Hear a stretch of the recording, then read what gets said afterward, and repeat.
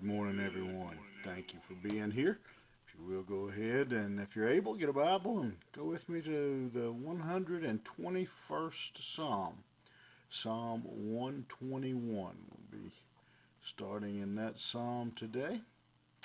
And a little bit of a lengthy introduction here. I'm going to try to keep it short but get the important things across. Uh, this psalm, there is some debate over when it was written. It fits into several different places in Jewish history. Again, like many of the psalms at the time when it describes a difficult time in the psalmist's life.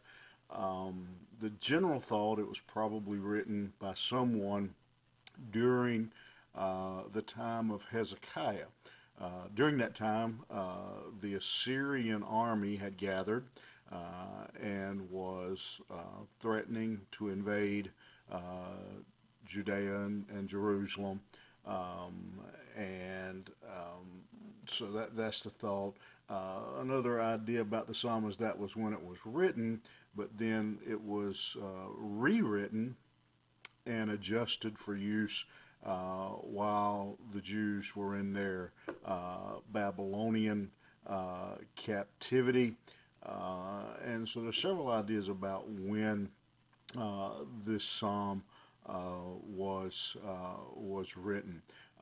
But I think probably the idea of being written originally during the time of Hezekiah is probably the most accurate because the picture would be that they were shut up inside of the walls of Jerusalem, just waiting, for the attack. And in that situation, they were, it was pretty hopeless for them. They were pretty desperate. And so this psalm would have been written to match their situation. Interesting thing about this psalm is there's two speakers. Uh, you'll notice that the first two verses are written in the first person. I will lift up my eyes. He says, my help comes from the Lord.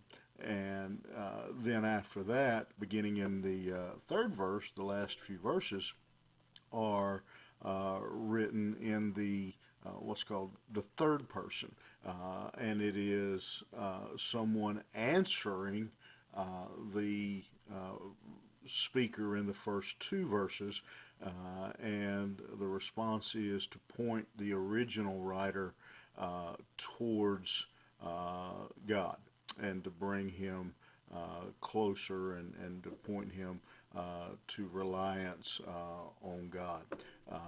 And one thought is that the first two verses were spoken, written by Hezekiah, and then the remainder of the psalm written, spoken by Isaiah. And so that's kind of the background of this psalm.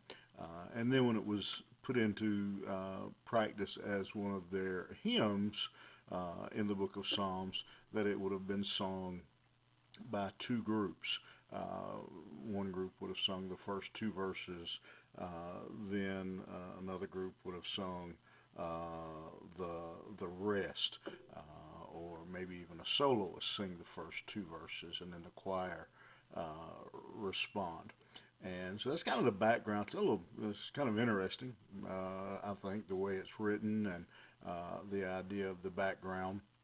And again, it's a good word for us to encourage us to, whatever the circumstance, that we put our confidence and we put our trust in the Lord in those times. Almost everyone, we all know, we live our life knowing that at any moment in the blink of an eye, things can fall apart in our life, whether it be health or job, and almost immediately, you can be going along, and don't mean to be a pessimist, but it's just the reality. And this beautiful, beautiful psalm was one that was sung in times of uncertainty when they weren't sure what the next moment held. And so it's a great psalm for us and a great lesson as we look at it.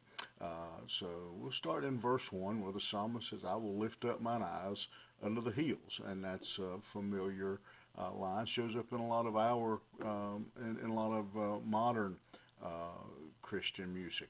I will lift up mine eyes unto the hills, from whence cometh my help. My help cometh from the Lord, which made heaven and earth.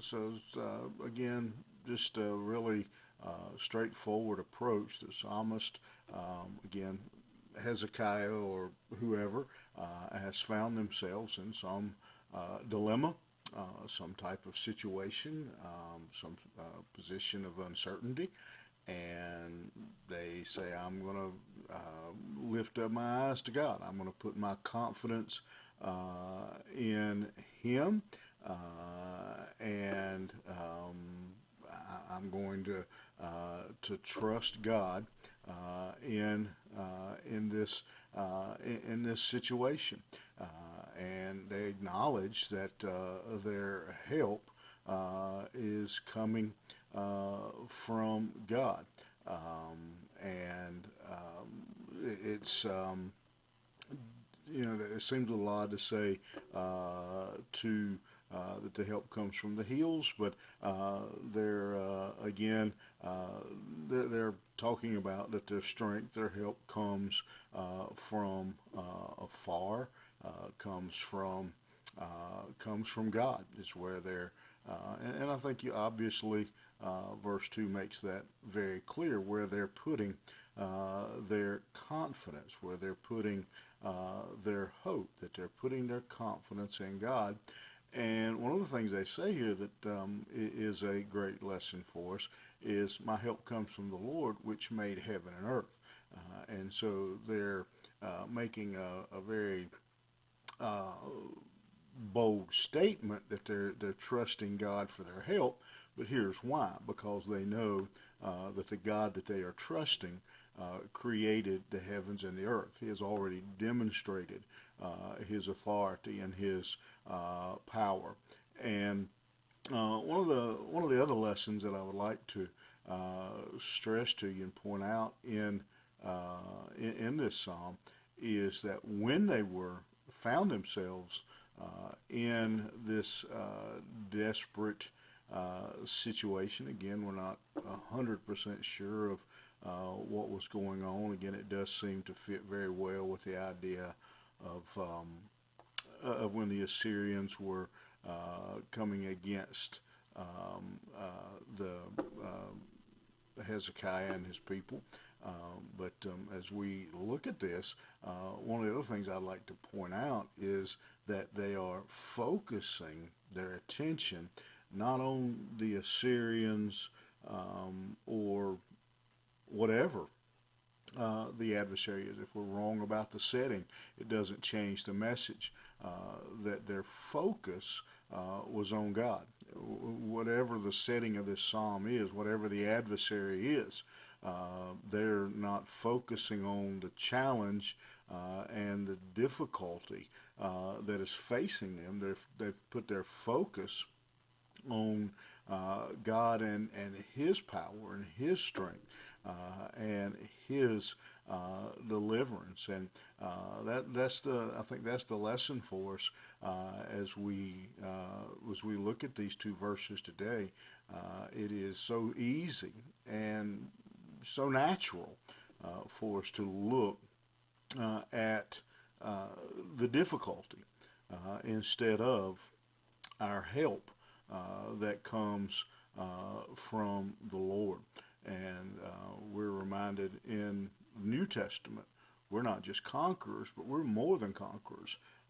And so we can't allow our circumstances to overcome us and to discourage us and beat us down and take our eyes off of our help that comes from God. And I hope you'll think about that today. Whatever you're facing, whatever battles you're wrestling with and dealing with, that you'll be able to keep your focus on the promises of God. I'll never leave you nor forsake you. I'll go with you through the valley of the shadow of death. On and on that list goes. That we'll remember those things and focus on those things rather than the enemy. The enemy's there. Can't deny that. We know he's out there. The Bible tells us that he's roaming to and fro, that he's a liar, that he's a murderer. We know that as believers, we have a very active, very powerful enemy. But we focus and we keep our eyes on the fact that we have an even more powerful Savior. Have a great day, and I hope this encourages you. We'll see you back here soon.